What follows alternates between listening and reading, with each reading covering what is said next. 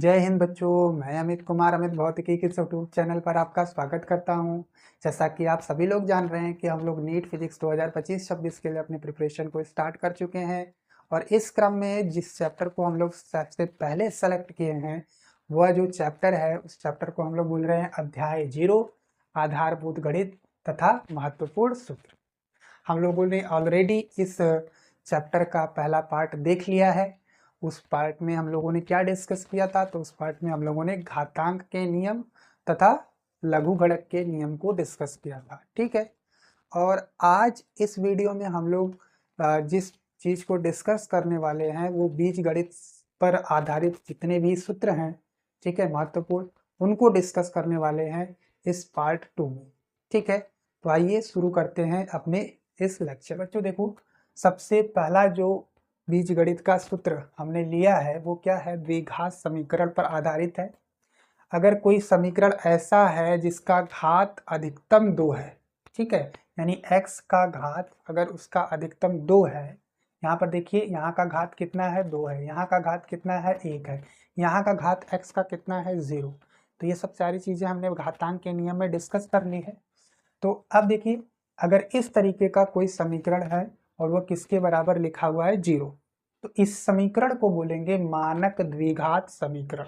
ठीक है, अब इस मानक द्विघात समीकरण में हम लोग x का कौन सा मान रख दें, x का कौन सा मान इस समीकरण में रख दिया जाए कि इसका बायां पक्ष और जो दायां पक्ष देखिए क्या है, 0। तो ऐसा x का कौन सा मान यहाँ पर रख दिया जाए जिसके रखने के बाद यह पूरा टर्म क्या हो जाए, 0। मतलब बायां पक्ष और दायां पक्ष क्या हो जाना चाहिए, बराबर। तो उसके लिए श्रीधराचार्य जी ने एक सूत्र दिया था। उस सूत्र को इस तरीके से एक्सप्रेस करते हैं, क्या क्या है देखिए। तो x बराबर क्या है, -b प्लस माइनस करणी में b² - 4ac बटे में 2a। ठीक है, अब इसका एक एग्जाम्पल देखिए। ठीक है, एग्जाम्पल क्या है, जरा यहाँ से देखिए, x का अधिकतम घात कितना है, तो इसका मतलब यह जो समीकरण है वह द्विघात समीकरण है। अब यहाँ से इसको इससे तुलना कर दीजिए, यानी ये जो समीकरण लिखा है इस समीकरण से तुलना करिए। तुलना करेंगे तो देखिए क्या मिलेगा आपको, यहाँ पर x के गुणे में कुछ भी नहीं लिखा है, इसका मतलब वहाँ पर कितना है, 1, और बटे में हमेशा क्या रहता है, 1। ठीक है, तो यहाँ पर देखिए a का मान अगर आप लिखेंगे, किसका मान लिखेंगे आप, a का, a बराबर आपको कितना मिलेगा, तो इस समीकरण से 1 मिल जाएगा। ठीक है, अब अगर b की बात करेंगे कि b का मान कितना आएगा, तो b का मान आएगा -3। ठीक है, और अगर हम c का बात करेंगे कि c का मान क्या आएगा, तो आएगा -10। ठीक है, हमने क्या किया है, a b c की तुलना कर दी है इस समीकरण से। अब वो समीकरण से जब तुलना कर लिए हैं तो हम x का वो मान निकाल सकते हैं। देखिए x बराबर क्या हो जाएगा, x बराबर हो जाएगा -b, तो b की वैल्यू कितनी है, -3, तो यहाँ रखिए -3। ठीक, फिर उसके बाद प्लस माइनस यूज करिए, करणी लगाइए, करणी में क्या रखेंगे, तो b का स्क्वायर है, तो -3 का स्क्वायर कर दीजिए। ठीक है, फिर उसके बाद -4 इंटू ए कितना है, a की वैल्यू 1 है, तो इंटू 1 रखिए। फिर गुणे में आपका क्या है, c, तो c की वैल्यू कितनी हो जाएगी बताइए, -10 है, तो -10 रख दीजिए। ठीक है, चलिए बटे में कितना हो जाएगा, तो बटे में आपका हो जाएगा 2 इंटू ए की वैल्यू 1। अब इसको सॉल्व करिए, तो देखिए माइनस माइनस का गुणा होगा तो हो जाएगा प्लस, अब ये हो जाएगा +3।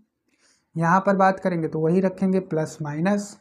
चलिए इसकी बात करिए, तो -3 का वर्ग करेंगे 9 आएगा, तो लिखिए करणी में 9। फिर यहाँ देखिए क्या आ जाएगा, तो यहाँ आएगा माइनस और ये माइनस मिल करके सभी गुणे में है तो प्लस हो जाएगा, तो प्लस, और ये कितना हो जाएगा, तो 40 हो जाएगा। ठीक है, बटे में कितना हो जाएगा, तो ये हो जाएगा 2। ठीक, अब अगले स्टेप में देखिए क्या होगा, अगले स्टेप में ये कितना हो जाएगा, 49 का वर्गमूल लेंगे तो आएगा 7, तो यहाँ पर हो जाएगा 3 + -7 बटे में 2। ठीक है। अब क्या करिए, आप एक बार प्लस चिन्ह लीजिए और एक बार माइनस चिन्ह।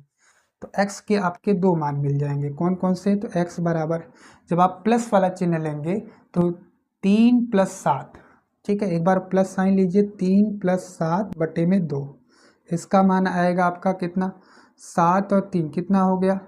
10, 10/2, ये आपका आ जाएगा 5, ठीक है। अब आप क्या करिए, एक बार माइनस वाला चिन्ह लीजिए। तो माइनस वाला लेंगे तो ये कितना हो जाएगा? तो देखिए 3-7/2, ठीक है।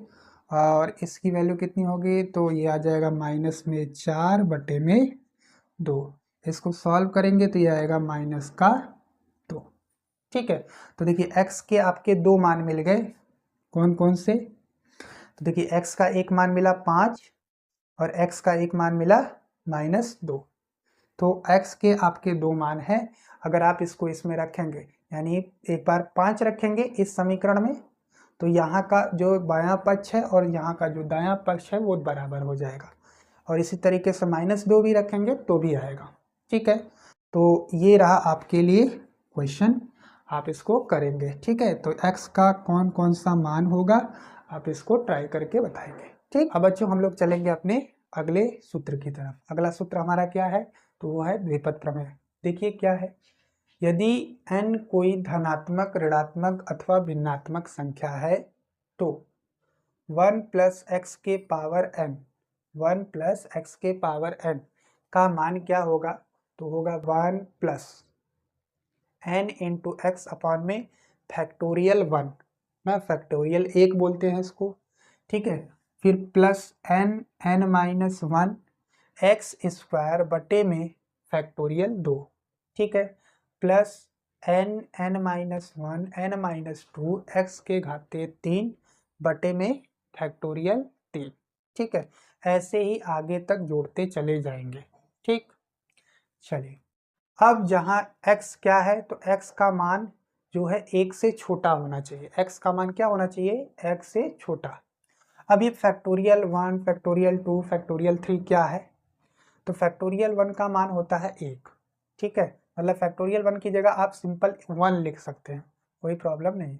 फैक्टोरियल 2 का वैल्यू क्या होता है? तो फैक्टोरियल जो भी लिखा रहेगा, जैसे 2 लिखा है तो 2 से स्टार्ट करेंगे, 2 × 1 तक जाएंगे, 2 × 1। जैसे फैक्टोरियल 3 की बात करेंगे तो फैक्टोरियल 3 को क्या लिख सकते हैं? 3 × 2 × 1। देखो इसका मान कितना आ जाएगा? इसका मान आपका आ जाएगा 6, यानी फैक्टोरियल 3 का मान कितना आ गया? 6। इसी तरीके से मान लो फैक्टोरियल 4 लिखना है, क्या लिखना है? फैक्टोरियल 4। तो ये क्या हो जाएगा? 4 × 3 × 2 × 1। चलो इसका मान बताओ। तो 3 दूना के 6 और 6 चौका 24 और 24 से कम 24, तो हो जाएगा आपका 24। अब इसको पढ़ते क्या है? तो इसको फैक्टोरियल 2 पढ़ते हैं, इसको फैक्टोरियल 3 पढ़ते हैं ना। ये पढ़ा कैसे जाएगा? तो फैक्टोरियल 1, फैक्टोरियल 2, फैक्टोरियल 3 ना, इस तरीके से पढ़ते हैं। अब मान लीजिए कि यदि जो x है ना, इसका मान अगर 1 से बहुत छोटा है, यदि इस x का मान, देखिए यहाँ छोटा लिखा हुआ है, यहाँ क्या लिखा है? बहुत छोटा लिखा हुआ है, ठीक है। इस तरीके से लिखा हुआ है, इसका मतलब उसकी धनात्मक वैल्यू आपको लेनी है। और अगर धनात्मक वैल्यू भी 1 से क्या हो जाए? बहुत कम। धनात्मक वैल्यू भी अगर क्या हो जाए? 1 से बहुत कम, तब जो उपर्युक्त समीकरण लिखा हुआ है, इस उपर्युक्त समीकरण में केवल 2 टर्म लेते हैं, एक ये वाला और एक ये वाला, ठीक है। अब देखो यहाँ पर लिखा हुआ है 1 + x के पावर n, ठीक है। तो इसके लिए अगर x बहुत छोटा है 1 से, तो इसके लिए क्या करेंगे? इसका जो भी पावर है इसमें आके गुणा कर लेंगे, सिंपल। इसका जो भी पावर होगा इसके आके गुणा कर लेंगे। तो देखिए इसका कितना हो जाएगा? 1 प्लस इसका गुणा कर दीजिए तो हो जाएगा nx, सिंपल। इसी तरीके से इसका भी करेंगे, x बहुत छोटा है 1 से, ये कंडीशन अगर फॉलो करता है तो क्या करना है? इसका जो भी पावर है उसको आगे गुणा कर लेंगे। तो 1 - n का आगे गुणा करेंगे तो nx हो जाएगा, ठीक है। इसी तरीके से यहाँ देखिए फिर से वही कंडीशन फॉलो हो रही है, फिर से इसका आगे गुणा कर लेंगे तो 1 - nx, ठीक है। इसी तरीके से यहाँ देखिए तो इसका आगे जब गुणा करेंगे तो क्या होगा, 1 माइनस एन एक्स। ठीक है, तो यहाँ देखिए माइनस माइनस क्या हो जाएगा, प्लस हो जाएगा। तो यहाँ से वैल्यू आपको क्या मिलेगी, वो मिलेगी 1 प्लस एन एक्स। ठीक, तो ये आपको बहुत इम्पोर्टेंट तरीके से याद रखना है। ठीक है, बहुत ज़रूरी है, ये भी याद रखें, ये भी याद रखें, दोनों याद रखें। ठीक है, बहुत आसान है। अब देखिए इस पर आधारित जो है यह आपका क्वेश्चन है, वो देखिए कैसे होगा। पहला एग्जाम्पल, ठीक है, यहाँ पर 1 है। ठीक, अब इसको कैसे करेंगे, तो देखिए यहाँ पे लिखा है 1 प्लस 0.001। देखिए यह जो वैल्यू है 1 से बहुत कम है। ठीक है ना, यही कंडीशन फॉलो हो रही है। यह जो वैल्यू है 1 से बहुत कम है, तो कुछ नहीं करना है, जो भी पावर होगा उसको आगे क्या कर दीजिए, गुणा। ठीक है, तो देखिए यहाँ से क्या हो जाएगा, यहाँ से हो जाएगा 1 प्लस, इसको आगे गुणा करेंगे तो 1/3 इंटू 0.00। अब बच्चों 1/3 का मान कितना आएगा, तो उसका मान आता है 1 प्लस, इसका वैल्यू आएगा 0.3। ठीक है, 0.3 गुणे में कितना हो जाएगा, 0.001।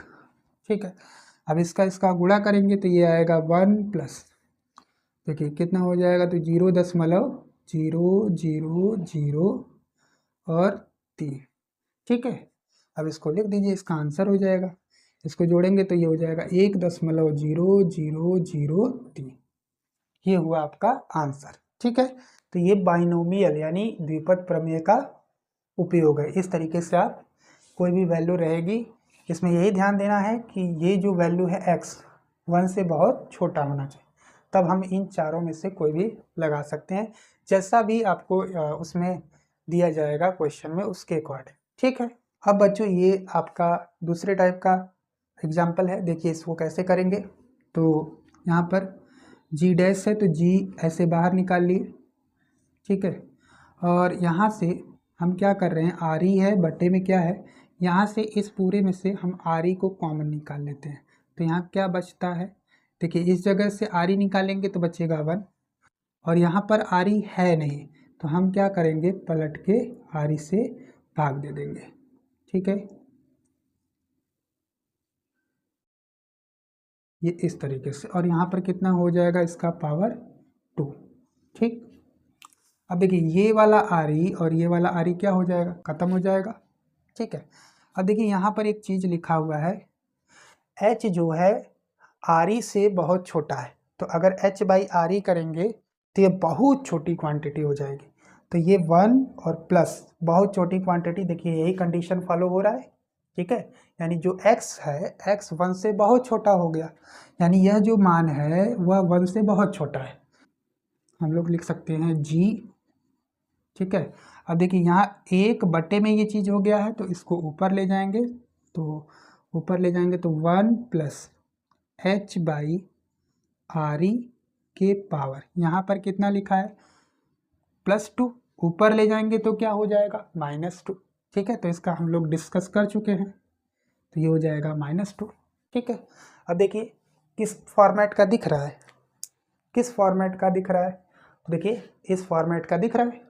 ठीक है, इस फॉर्मेट का आपको दिख रहा है, तो बस कुछ नहीं करना है, ये जो पावर है इसको आगे गुणा कर लीजिए। तो यहाँ से क्या हो जाएगा, g dash equal to g bracket के अंदर 1, ठीक है, प्लस -2 इंटू h/r। अब बच्चों यहाँ से क्या मिल जाएगा, तो यहाँ से मिल जाएगा g ब्रैकेट के अंदर 1 और -2h/r। ठीक है, तो ये था आपके द्विपद प्रमेय का उपयोग। ठीक है, इस तरीके से इसका उपयोग किया जाता है। अब बच्चों जो चीज़ हम लोग डिस्कस करने वाले हैं वो है समांतर श्रेणी और गुरुत्व पर लिखा हुआ है A0 A1 plus A2 plus A3 ऐसे डॉट डॉट करके AN तक लिखा हुआ है। तो इसमें से ये वाला माइनस किए, इसमें से ये वाला माइनस किए, इसमें से ये वाला माइनस किए, तो देखो सबकी वैल्यू क्या आनी चाहिए, समान है। अगर वो सबकी वैल्यू समान आ रही है, इसका मतलब ये जो श्रेणी दी गई है वो कैसी है, समांतर श्रेणी। ठीक है, तो ये श्रेणी आपकी कैसी है, समांतर श्रेणी। ठीक है, अच्छा ये जो निकाल रहे हैं यानी a1 minus a0, a2 minus a1, a3 minus a2, ठीक है, इसको बोलते हैं सारवंतर। क्या बोलते हैं इसको, सारवंतर। इसको रिप्रेजेंट करते हैं d से, ठीक है, इसको d से रिप्रेजेंट करते हैं।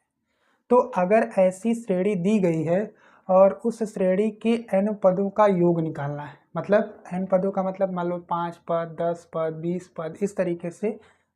तो n पदों को जोड़ने का क्या तरीका है, दो तरीका है, पहला ये, दूसरा ये, ठीक है। अब इसमें कैसे जोड़ते हैं, तो Sn बराबर होता है पदों की कुल संख्या कितनी है, ठीक है, पदों की कुल संख्या कितनी है, फिर बटे में क्या कर देंगे, 2।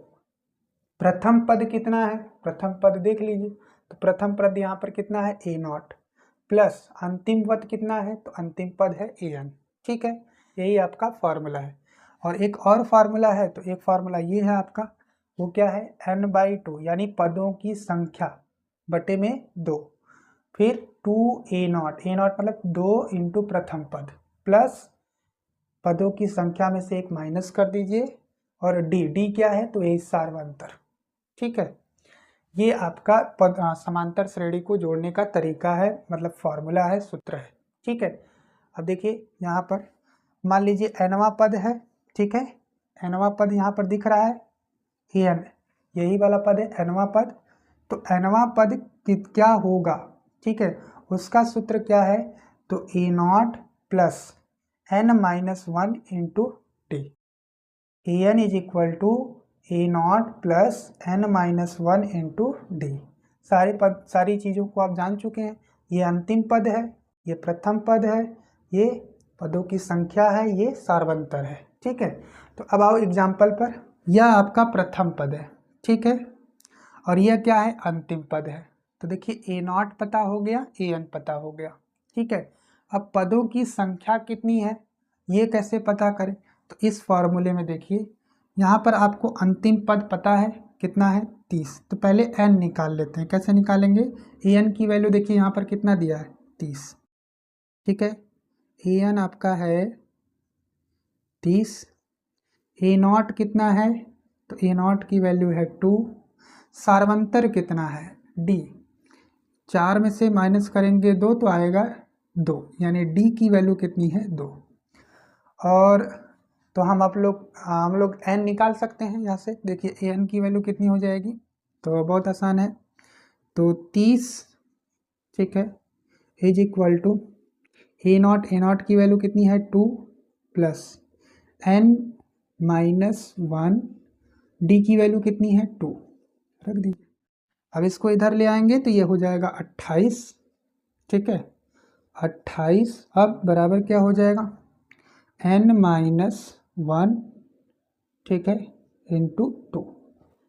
अब इसको 2 को डिवाइड कर दीजिए, कट जाएगा, तो ये हो जाएगा 14, ठीक है। तो यहाँ से आपका वैल्यू कितना आएगा, इस -1 को इधर ले आएंगे तो n का वैल्यू आ जाएगा 15, ठीक है। तो देखो बच्चों पदों की जो संख्या है वो हमको कितनी मिल गई, 15, ठीक है। अब यही वाला फॉर्मूला यूज करेंगे, Sn बराबर पदों की संख्या बटे में 2, प्रथम पद प्लस अंतिम पद, ठीक है। आओ देखो, तो n की वैल्यू कितनी है, 15, तो s 15 लिख दिया, ठीक है, बराबर कितना हो जाएगा, पदों की संख्या कितनी, तो 15 बटे में 2, ठीक है। प्रथम पद है कितना, तो प्रथम पद आपका 2 है, तो लिखिए 2 प्लस अंतिम पद 30, ठीक है, बराबर कितना हो जाएगा, तो ये आपका हो जाएगा 15 गुणे में 30 और 2 कितना हो गया, 32, ठीक है, 32 और बटे में कितना हो जाएगा, 2, ठीक।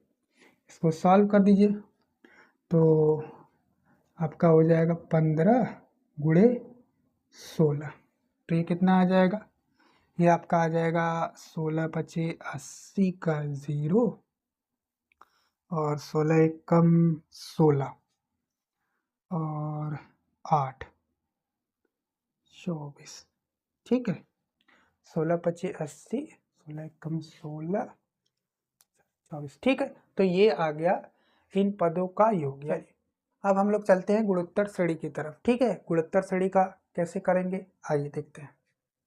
तो अगर कोई इसी तरीके की श्रेणी दी हुई है तो उस श्रेणी को पहचानना है कि वो गुणोत्तर श्रेणी है या समांतर श्रेणी है। तो समांतर श्रेणी के लिए आपको क्या करना है, एक आगे वाले पद में से एक पीछे वाले पद को माइनस करिए।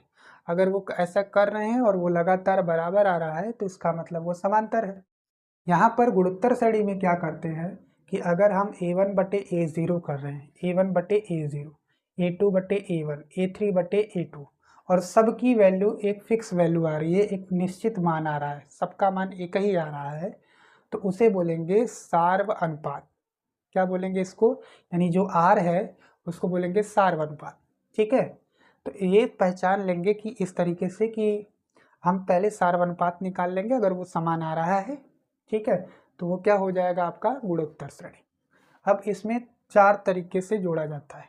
कैसे जोड़ते हैं, तो गुणोत्तर श्रेणी के n पदों का योग निकालने का मतलब n पद है तो उसको जोड़ने का मेथड अलग है, और अगर गुणोत्तर श्रेणी है और उसके अनंत पद हैं तो उसको जोड़ने का तरीका अलग है। ठीक है, अब देखिए यहाँ पर क्या क्या दिया गया है, Sn यानी अगर n पद है तो उसका फार्मूला क्या है, ठीक है, a नॉट 1 माइनस आर के पावर n अपन में 1 माइनस आर। ये कब लगाएंगे, तो अगर r का मान यानी जो ये डिवीजन कर रहे हैं a1 बटे a0, a2 बटे a1 ये कर रहे हैं, इसका मान अगर 1 से कम है तब इसका उपयोग करेंगे इस फार्मूले का। अगर 1 से ज़्यादा है तो कुछ नहीं करना है, इसको इधर कर देना है, इसको इधर कर देना है, इसको इधर कर देना है, इसको इधर कर, बाकी सब कुछ वैसे ही है। देखिए ठीक है, r ग्रेटर देन 1 हो गया है, बड़ा हो गया है 1 से, तो उसके लिए ये फार्मूला है। ठीक है, गुणोत्तर श्रेणी के अनंत पदों का योग क्या होता है, तो s infinite is equal to a naught बटे में क्या हो जाएगा 1 माइनस आर। अब फिर से वही कंडीशन कि r अगर 1 से छोटा है, एक एग्जाम्पल है इसको करते हैं। ठीक है, सबसे पहला काम करेंगे कि चेक करेंगे कि ये क्या है, गुणोत्तर श्रेणी है या नहीं है। तो इसके लिए क्या करना है, ये आपका a0 है, a1 है, a2 है, a3 है, इस तरीके से अनंत पद है। तो अनंत के लिए हम लोगों को इसी फॉर्मूले का यूज करना है। ठीक है, अब आइए देखिए क्या होता है, a1 बटे a0, a1 बटे a0 की वैल्यू कितनी आएगी, देखिए 1/2 अपॉन में 1, इसकी वैल्यू आ जाएगी 1/2। चलिए इसी तरीके से आप a2 बटे a1 निकालें। a2 कितना है, तो a2 है आपका 1/4, a1 कितना है 1/2, सॉल्व करेंगे तो ये हो जाएगा 1/2। ठीक है, इसी तरीके से आप क्या निकालिए a3 बटे a2, इसका मान कितना आएगा, तो 1/8 बटे 1/8 बटे में 1/4।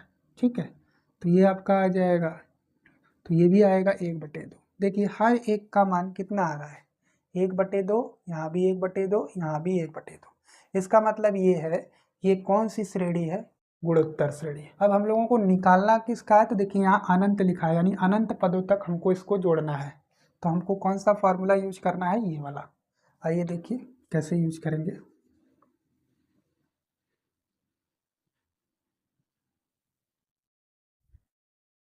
देखिए तो पहली बात कि हम लोग r का मान निकाल चुके हैं, r का मान कितना है, तो वो आया है 1/2 बटे में 1, तो इसकी वैल्यू आई है 1/2।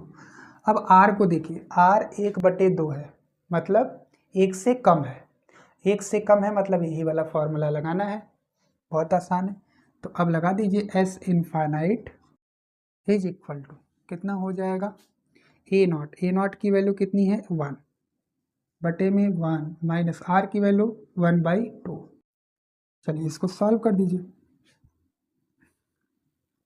तो यहाँ से आएगा 1 इसका इधर एलसीएम ले लेंगे तो ये 2 माइनस 1 हो जाएगा 1/2। इसको सॉल्व करेंगे पलट के ऊपर चला जाएगा 2। ठीक है, तो ये आ जाएगा इसका आंसर, यानी इसके अनंत पदों का योग, इसके अनंत पदों का जो योग होगा उसका मान कितना आएगा 2। ठीक है, बिल्कुल इसी तरीके का एक क्वेश्चन आपके लिए है। अब इसको भी आप चेक करेंगे, कैसे चेक करेंगे, उसी तरीके से आपको अनंत पदों को ही जोड़ना है। ठीक है, तो आपको इसी दो फार्मूले में से लगाना है। ट्राई करेंगे, कौन सा लगेगा वो आप चेक करेंगे। ठीक, अब बच्चों जो हम लोग पढ़ने वाले हैं वो है आपका बीजगणित के कुछ सामान्य सूत्र, जैसे a+b का होल स्क्वायर क्या होता है, तो बहुत से लोगों को पता भी होगा, तो फिर भी एक ओवरव्यू ले लेते हैं। ठीक है, फार्मूले को देख लेते हैं क्या होता है। ठीक है, तो चलते हैं इसके लिए अपने नेक्स्ट स्लाइड। अब बच्चों देखो, बीजगणित के कुछ सामान्य सूत्र हैं, इसके बारे में आप लोग पहले से भी जानते हैं। ठीक है, तो हम एक बार रिकॉल करा दे रहे हैं। ठीक है, क्या है, a+b का whole square is equal to होता है a² + b² + 2ab। a-b का होल स्क्वायर क्या होता है, तो वो होता है a² + b² - 2ab। ठीक है, यहाँ पर +2ab है, यहाँ पे -2ab, बाकी वही चीज़ है। ठीक है, अब a+b का होल क्यूब क्या होता है, तो a³ + b³ + 3ab, ब्रैकेट के अंदर क्या है, a + b। ठीक है, इसी तरीके से a-b का होल क्यूब क्या है, तो वो है आपका a³ - b³ - 3ab, ब्रैकेट के अंदर क्या है, a - b। देखिए यहाँ भी माइनस है, यहाँ भी माइनस है, और इसके अंदर भी माइनस है। ठीक है, अब आपका अगला जो सूत्र क्या है वो है a+b का होल स्क्वायर प्लस a-b का होल स्क्वायर। ये कितना आएगा, तो ये आएगा 2 ब्रैकेट के अंदर a² + b²। ठीक है, तो ये दो सूत्र हैं, इनको अगर आप जोड़ेंगे तो ये आपको मिल जाएगा। ठीक है, इसी तरीके से आपका a+b का whole square minus a - b का होल स्क्वायर, उसकी वैल्यू किसके बराबर आएगी, तो वो आएगी 4ab के बराबर। ठीक है, अगला क्या कह रहा है, a² - b², ये किसके बराबर होगा, तो एक ब्रैकेट में a+b और एक ब्रैकेट में a - b। इसी तरीके से a³ + b³ का फॉर्मूला किसके इक्वल होगा, तो वो होगा a + b। ठीक है, एक ब्रैकेट में, ब्रैकेट दूसरे ब्रैकेट में क्या हो जाएगा, a² - ab + b²। तरीके से a³ - b³ का जो फार्मूला है वो किसके इक्वल है, वो है a - b, ब्रैकेट के अंदर a² + ab + b²।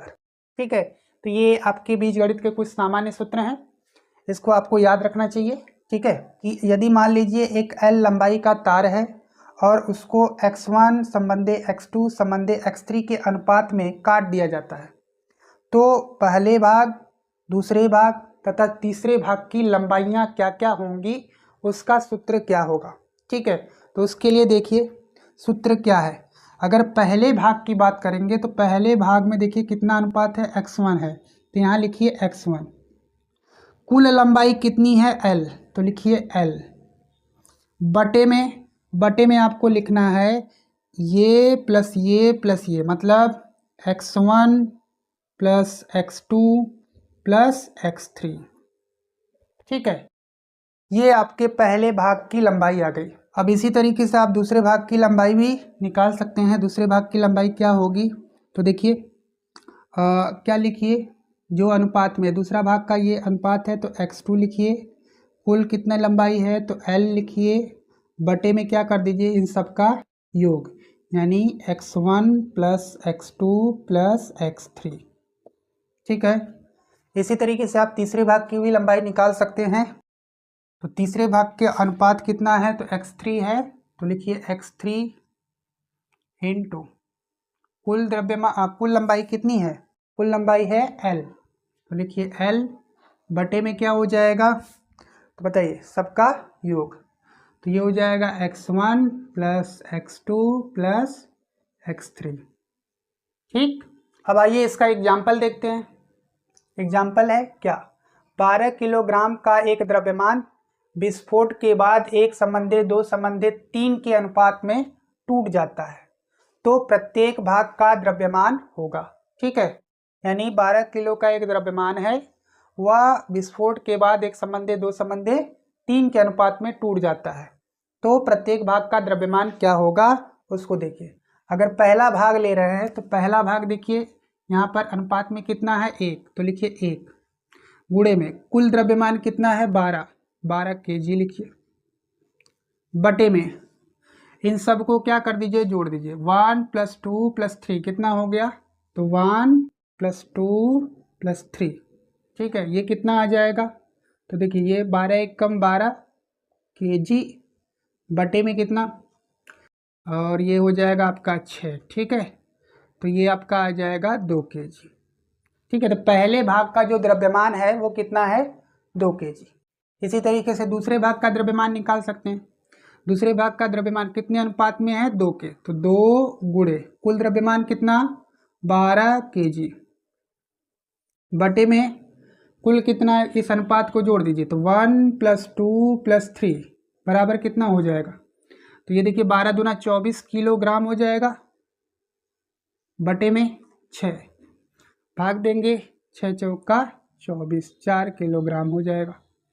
इसी तरीके से आप तीसरे भाग का द्रव्यमान भी निकाल सकते हैं। क्या होगा, तो अनुपात कितना है, अनुपात है 3 गुणे, अब 12 किलोग्राम है कुल द्रव्यमान बटे में सबको जोड़ दीजिए, तो 1 + 2 + 3, तो 12 तिहाई 36 kg बटे में कितना आ जाएगा 6, तो ये आपका हो गया 6 किलोग्राम। यानी पहले भाग का जो द्रव्यमान है वो 2 किलोग्राम, दूसरे भाग का द्रव्यमान 4 किलोग्राम और तीसरे भाग का द्रव्यमान जो है 6 किलोग्राम। तो इस तरीके से आप टूटे हुए भाग का द्रव्यमान निकाल सकते हैं अगर उनका अनुपात दिया हुआ है तब। ठीक है, देखिए ये एग्जाम्पल है, ये आपके लिए करना है। ठीक है, ट्राई करेंगे, बताएंगे क्या आएगा इसका आंसर। ठीक, तो बच्चों आज के लिए इतना ही। ठीक है, मिलते हैं नेक्स्ट वीडियो में।